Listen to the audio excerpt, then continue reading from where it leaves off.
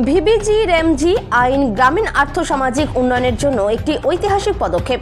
সাংবাদিক সম্মেলনে বললেন ত্রিপুরার মুখ্যমন্ত্রী doctor Manik Saha.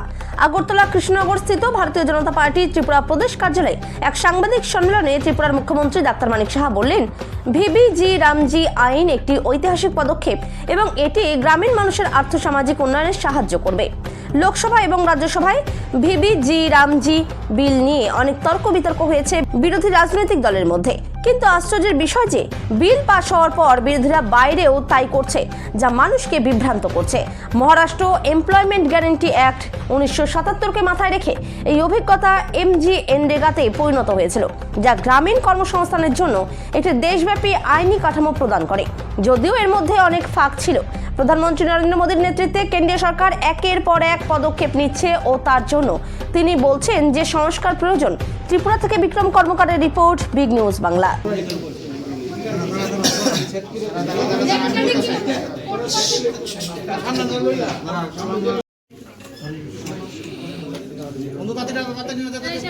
Guarantee for Rozgar and Ajivika mission Gramin was introduced in the Lok Sabha and Rajya Sabha.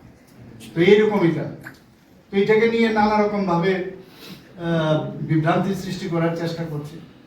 So it aims to replace the Mahatma Gandhi national rural employment guarantees act with a new framework. কিছু নতুন ভাবে চেষ্টা করেছে। আগে যেরকম হয়েছে একের পরে পোস্ট ইন্ডিপেন্ডেন্স, সেইভাবেই কিন্তু সেগুলো হয়েছে।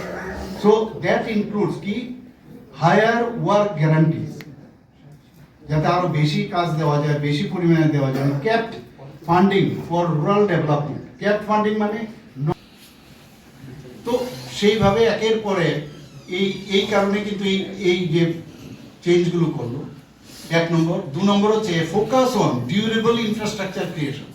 আগে দেখতাম কাজ হলো, সেটা কিন্তু ডিউরেবল থাকতো না, কি কাজ করছে, কোথায় করছে কেউ জানে না, এবং সেটা কিন্তু পার্মানেন্ট স্ট্রাকচার হচ্ছে। অ্যান্ড টাইটেন অ্যাকাউন্টেবিলিটি, যে কাজ করতো তার অ্যাকাউন্টেবিলিটি দরকার ইন এমপ্লয়মেন্ট প্রোগ্রাম। থার্ড হচ্ছে commitment of over rupees 95,000 crore, আপনারা ভাবুন 95,000 crore from the central government for this initiative. With long-term infrastructure এবং এটাকে যাতে প্রপার মানে রেজিলিয়েন্স গোলস আমরা পড়তে পারি, তার জন্য এটা করে। অর্থাৎ এই যে পয়েন্টগুলো আমি বললাম সেটাকে যদি আমরা ধরি, this bill reflects a significant shift in India's approach to rural employment and development. আজকে আমি মাননীয় প্রধানমন্ত্রী শ্রী নরেন্দ্র মোদীজিকে আমি ধন্যবাদ দেব। একের পর এক উনি রিফর্ম করে করে সাধারণ মানুষের জন্য যে চিন্তা ভাবনা করছেন। আমাদের 75% লোক আমাদের পপুলেশনের গ্রামীণই থাকে। তো তাদের যদি আর্থসামাজিক উন্নয়ন না হয়, তাহলে শুধু শহর কেন্দ্রিক কিছু করলাম, তাতে লাভের লাভ কিছু হবে না। এবং এটা বরাবরই আমরা কিন্তু সেটা দেখেছি, মাননীয় প্রধানমন্ত্রী সেটার উপর প্রচন্ড জোর দিয়েছেন। এবং এতে করে এই যে এই নতুন আইন, তাতে করে কর্মসংস্থানের এটা কিন্তু নিশ্চয়তা বাড়িয়ে দিয়েছে। 100 দিন ছিল আগে, আপনারা সবাই জানেন, এবং 100 দিন থেকে 125 দিন করা হয়েছে।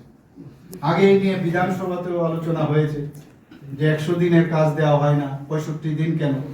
তো এটাও আমি আপনাদের সামনে বলতে চাই যে এখন যেমন মাননীয় প্রধানমন্ত্রীজি এটা 13,000 কোটি টাকা যে বিশ্বকর্মা যোজনা করেছে, অনেকে আছে এইসব যোজনার সাথে যুক্ত হয়ে যাওয়াতে অনেকে আবার এইসব কাজে আসতে চায়, আরো অনেক বিভিন্ন স্কিম থাকাতে কিন্তু কাজ চাইলে কিন্তু কাজ আমরা দিতাম, কিন্তু এগুলো কমপ্লিকেটেড। এখন কিন্তু এরকম